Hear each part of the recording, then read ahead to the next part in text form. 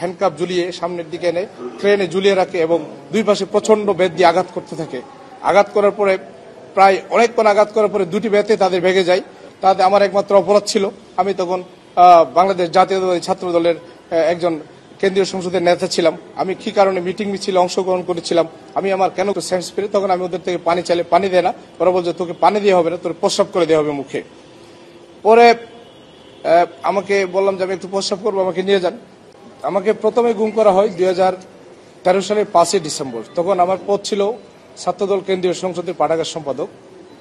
প্রথমে তারা আমাকে বেশ কিছু ওদের ভাষ্যমতে ওরা আমাদের মোবাইল ট্র্যাক করে আমাকে মিরপুর থেকে তুলে নিয়ে যায়। আমার সাথে আরেকজন ছিলেন, তিনি হলো নন পলিটিক্যাল স্টুডেন্ট ছিলেন ঢাকা ইউনিভার্সিটি।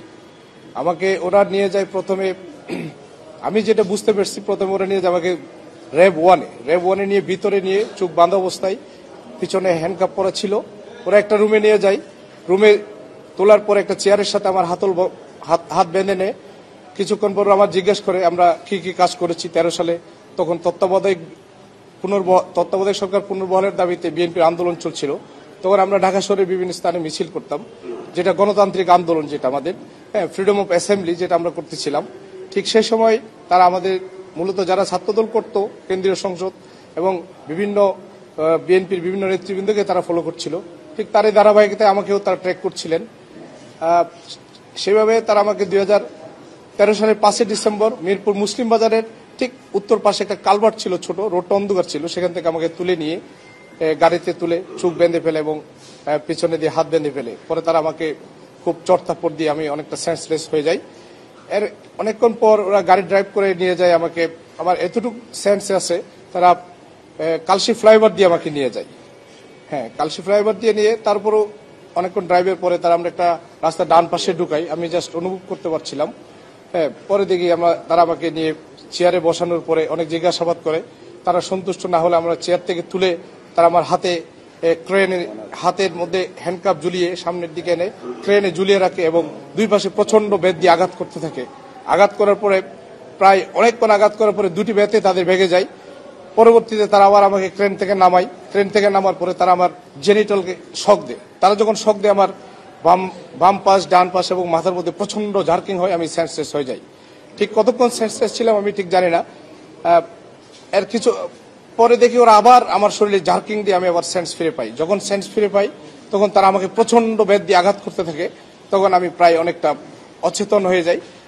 তারা আমার থেকে জিজ্ঞাসাবাদে কিছুই পায়নি, তাতে আমার একমাত্র অপরাধ ছিল, আমি তখন বাংলাদেশ জাতীয়তাবাদী ছাত্র দলের একজন কেন্দ্রীয় সংসদের নেতা ছিলাম। আমি কি কারণে মিটিং মিছিলে অংশগ্রহণ করেছিলাম, আমি আমার কেন গণতান্ত্রিক অধিকারগুলো চর্চা করছিলাম, সেটাই ছিল তাদের অপরাধ। এরপরে তারা আমাকে পিছনে হ্যান্ডকাপ পরিয়ে চোখ বেঁধে রেখে একটা ফ্লোরে ফেলে রাখে। আমি ঠিক জানি না কতক্ষণ পর্যন্ত আমি সেন্সলেস ছিলাম। যখন অনেক পরে দেখা যায় একটু ভোরের আজান শোনা যাচ্ছে, ঠিক সেই সময় আমার একটু সেন্স পেরে তখন আমি ওদের থেকে পানি চাইলে পানি দেয় না, ওরা বলছে তোকে পানি দেওয়া হবে না, তোর প্রস্রাব করে দেওয়া হবে মুখে। পরে আমাকে বললাম যে আমি একটু প্রস্রাব করবো, আমাকে নিয়ে যান। তারা আমাকে দুজন ধরে, আমি ক্রলিং করে ওয়াশরুমে যাই, আমার হ্যান্ডকাপ খুলে দেয়, চোখের বাঁধন খুলে। পরে আমি প্রস্রাব করতে গেলে আমার প্রস্রাব দিয়ে রক্ত বের হয়, কোনো ইয়া হয় না। তখন আমি আরো বেশি ব্যথায় মানে একদম ব্যথাতুর হয়ে যাই। ওখান থেকে তারা আমাকে দুজনেই ক্রলিং করে নিয়ে এসে ফেলে রাখে। এইভাবে আমি প্রায় 7-8 দিন কোনো কথা বলার মতো অবস্থা ছিল না। আমার দুই পাশের রান থেকে আমার মানে বাটক থেকে পুরো অংশটা তেতলা করে দিয়েছিল। আমার এই ডান হাতের লিগামেন্টটা তখনই প্রচন্ড ইনজুরি হয়ে যায়। পরবর্তীতে আমি জানতে পারি আমার লিগামেন্টটা ছিঁড়ে গেছে ডান হাতে। আমার কোমরে প্রচন্ড আঘাত, মেরুদণ্ড আঘাত, আর আমার হাঁটুতে প্রচন্ড ব্যথা। আমি এখনো সেই ব্যথা অনুভব করি। এটা ছিল আমার প্রথম গুমের বিষয়। তোরা এইভাবে আমাকে মানে 2 মাস মতো গুম করে রাখে। 2 মাস গুম করে রাখে। প্রত্যেক দিন তারা আমাকে মানে সব সময় চোখ বাঁধা থাকতো এবং হ্যান্ডকাপ লাগানো থাকতো। প্রথম 1 মাস পিছনে হ্যান্ডকাপ ছিল, পরবর্তীতে 1 মাস সামনে হ্যান্ডকাপ ছিল। খাওয়ার সময় শুধু হ্যান্ডকাপটা খুলে দিত। এটা হলো প্রথম গুমের বিষয়। এটা সংক্ষিপ্ত বর্ণনা, কারণ 60 দিনের বর্ণনাতে এত কম সময় বলা যাবে, এটা অনেক সময় লাগবে। আমার দ্বিতীয় গুমের বর্ণনা হলো 2022 সালের 15 অক্টোবর, দ্যাট মিনস 14 অক্টোবর রাত হলে এটা 15 অক্টোবর শুরু হয়ে যায়।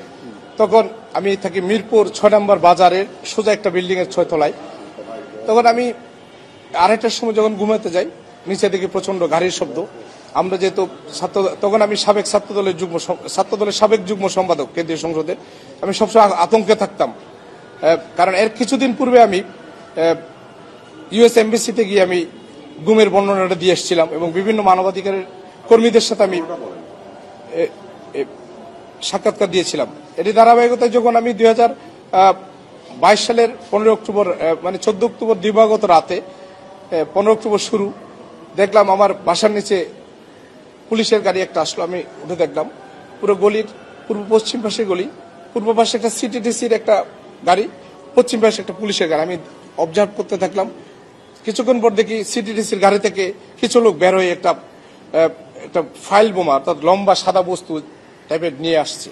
নিয়ে আসার পর তারা ঠিক গলির মাঝখানে কিছু ইট সন্নিবেশিত করে একটার উপর একটা দিয়ে ঠিক ওই জায়গায় ওরা বোমটা রাখলো। কেউ দূরে গিয়ে রিমোট দিয়ে বোমটা বাস্ট করলো। তখন আমি এই ছবিগুলো ধারণ করছিলাম। ছবিগুলো ধারণ করে আমি বিভিন্ন মানবাধিকার সংস্থা এবং দেশি বিদেশি অনেক ইনফ্লুয়েন্সারদের কাছে, ইভেন ইউএস স্টেট ডিপার্টমেন্ট এবং ইউএস এমবেসির মানবাধিকার অফিসারের কাছে পাঠিয়েছিলাম। পরবর্তীতে নিউজটা যখন ভাইরাল হয়ে যায় তখন পরের দিন আসে ওরা আমাকে ওদের একজন সোর্স ছিল, তার সহায়তায় আমাকে সন্ধ্যার সময় বাসা থেকে নিয়ে যায়। বাসা থেকে নিয়ে তারা আমাকে হ্যান্ডকাপ পরিয়ে চেয়ারের সাথে বাঁধিয়ে রেখে মারধর করে প্রচন্ড। এটা ছিল সিটিটিসি নিয়ে গেল। সিটিটিসির ওরা আমাকে প্রথমে চারতলায় নিয়ে যায়। তারা তখন চোখ বাঁধে নেয়, জাস্ট হ্যান্ডকাপ পরে রাখছে। ওরা বারবার জিজ্ঞেস করতেছিল মানে আমি আসলে কি করি, আমি যেহেতু ওদেরকে ওরা জঙ্গিবাদের নাটক উন্মোচন করছি বলে এরকম নিউজ আসছে, বিভিন্ন পত্রিকায় লেখালেখি আসছে, তখন তারা মনে করছিল তো আমি কোনো জঙ্গি টঙ্গি কিনা। তারা সবসময় ট্রাই করছিল আমি জঙ্গিবাদের সাথে সম্পৃক্ত কিনা। তারা আমার বাড়িতে পুলিশ থানায় খোঁজখবর নিচ্ছিল। তারা আমাকে এভাবে একদিন রাখলো, দ্বিতীয় দিন রাখলো, কোনো হয়রাই বোর্ডস কাউকে জানালো না, আমার বাড়ি ঘর আত্মীয় স্বজন কাউকে কোনো তথ্য দিচ্ছে না। তারা আমাকে সে সময় 2 দিন গুম করে রাখে। এটা হলো সিটিটিসি। সেই 2 দিন গুম করে রাখার পরে তারা আমাকে কোর্টে প্রডিউস করে। পরে আমি এই মামলায়, এটা ডিজিটাল সিকিউরিটি অ্যাক্টের অধীনে রাষ্ট্রদ্রোহী মামলা ছিল, সেটাতে আমি 9 মাস জেল কাটি। আচ্ছা, আপনি কতদিন গুমে ছিলেন এটা তো বললেন। আপনি এখন অভিযোগটা এই যে 1.5 বছর হয়ে গেল, 1.5 বছর পরে আজকে অভিযোগটা দিতে আসলেন, এটা তো দেরিতে কেন এবং কাকে কাকে অভিযুক্ত করেছেন এটা একটু সংক্ষিপ্ত বলেন। আমি গুম সংক্রান্ত কমিশন অফ ইনকোয়ারিতে 31/10/2024 অভিযোগটা দিয়েছিলাম, কিন্তু তাদের কোনো তৎপরতা দেখতে পাচ্ছি না। হয়তো তাদের অনেক অভিযোগ, সেই জন্য আমি আজকে আসছি এখানে। জি হ্যাঁ, অবশ্যই। আমাকে প্রথমবার যেহেতু গুম করা হয়েছে, সেটাতে আমি তৎকালীন ফ্যাসিস্ট প্রধানমন্ত্রী শেখ হাসিনার নাম থাকবে। তারপরে আপনার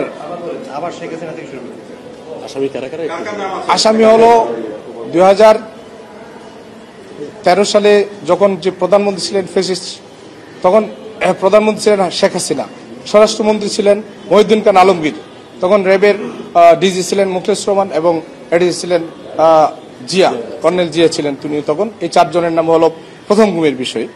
এরপর ওনারা তদন্ত করবে, আর যারা যারা শারীরিক নির্যাতন সেটা তদন্তে বেরিয়ে আসবে। আর সেকেন্ড যেটা গুমের বিষয়, সিটিটিসির প্রধান আসাদুজ্জামান, তারপর সিটিটিসির এসপি ছিল কামরুল হাসান, তারপরে সিটিটিসির এডিসি যিনি সাইবার ক্রাইমের ছিল সৈয়দ নসরুল্লাহ, এই 3 জন মূলত আছে। এবং এদের সাথে যারা ছিল মানে তদন্ত কর্মকর্তা, তাদের নামও এখানে আসবে। এই হলো আমার অভিযুক্তকারীদের আপাতত তালিকা।